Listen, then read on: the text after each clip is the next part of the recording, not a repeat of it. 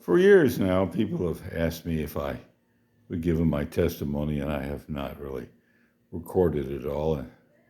And this month, I'll be 80 years old, so maybe I should record my testimony. I'm going to start at not at the beginning, but more or less in the middle, because it's a years and years long testimony of growth in the Lord. So we're going to start in 1994, when I was a member of the Grace Bible Fellowship in Concord, New Hampshire. I had been a Christian for quite some time at that point, and I had a ministry going in Concord, New Hampshire, a street ministry and an evangelistic ministry. And the church decided they wanted to send a group of missionaries or short-term missionaries to visit one of their missionaries in another country every 2 years. And they were going to send a small group of short-term missionaries to the Dominican Republic in Constanza to visit their missionary there. And they asked for volunteers that wanted to go, and I didn't volunteer. So they came to me and said, we need to have you go on this trip with us because you're the evangelistic person and we've got an evangelistic mission and you're the evangelizer. You need to go with us. And I said, I don't have time.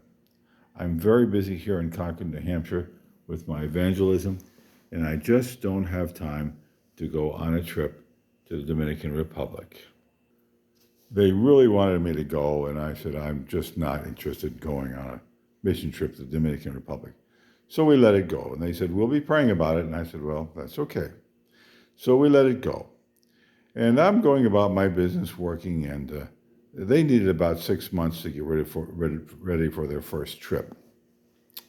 And one night I had a dream.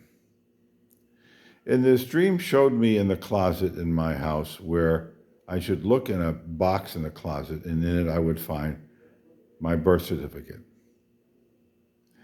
And so one Saturday I happened to think, well, I got nothing to do, and I looked in that box, and I went down the very bottom of the box, and I found my original 1943 birth certificate. Well, that kind of intrigued me, and then I had a second dream. And the second dream said, you need to take your birth certificate and go get a passport. And so I said, Well, I relented a little bit on that, and then one day I said, well, why don't I? And I went to the post office and applied for a passport. They asked me where I was going, and I said, I'm going to the Dominican Republic on such and such a date. And I let it be. And the third dream showed me that I would be taking a certain person's place on that trip and going to the Dominican Republic. Well, the dream, I didn't put a lot of faith in dreams and that sort of thing. I'm basic kind of a guy. And I went about my business, and then I started to arrange my business dealings in a way that on the 19th of April, I could go to the Dominican Republic if I, for some reason, was going. I didn't tell anybody about this, but it was a Saturday before the group was leaving on a Thursday. And the team, I was helping them get their medicines and things ready for the typical mission trip. And the team leader said, Jack, I need to talk to you. And I said, okay, what did I do wrong? No, I just need to talk to you. I said, okay. So we went upstairs, and he said, Jack, sir, so-and-so is not going on the trip with us this next Thursday, and we want you to take his place.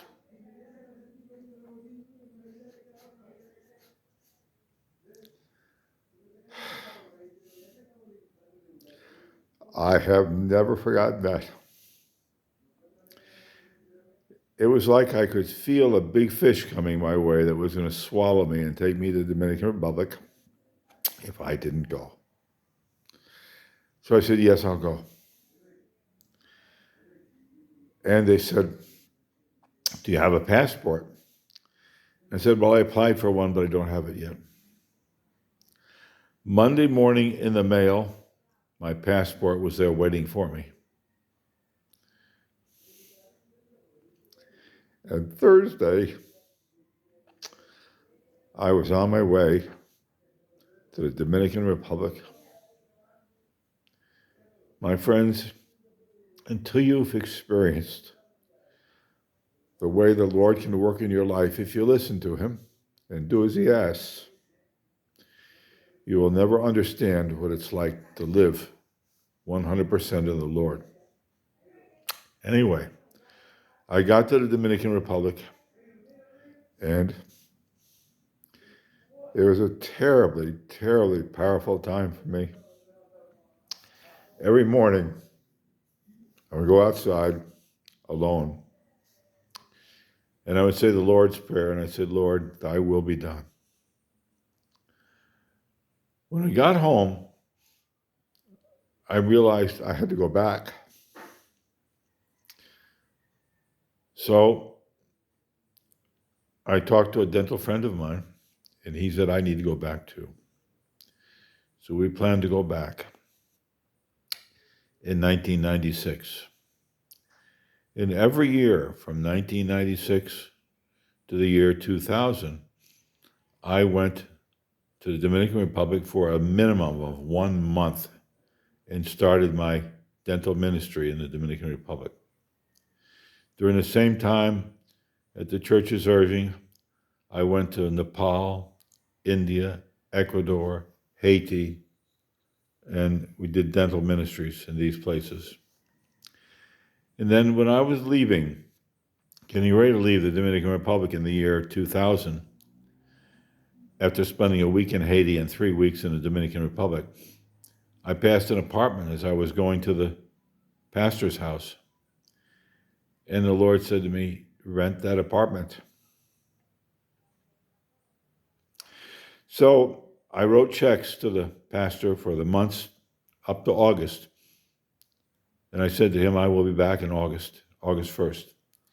I went home and told my church that August 1st, I would be leaving for the Dominican Republic and I would not be coming back.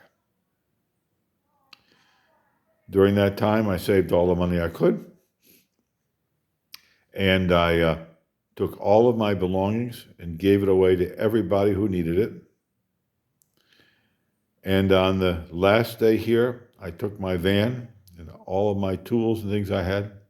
I took them up to the church and I said, these are yours. Do what you want with them. I give this to you. I will not be back.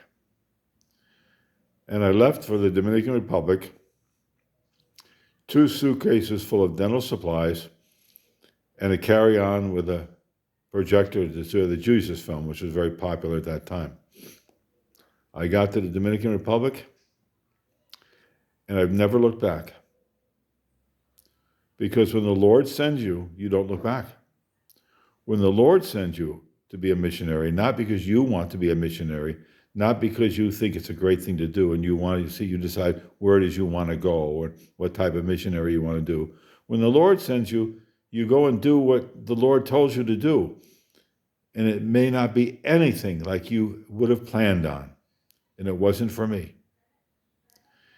And I've gone through more trials than you can imagine during these 20 years.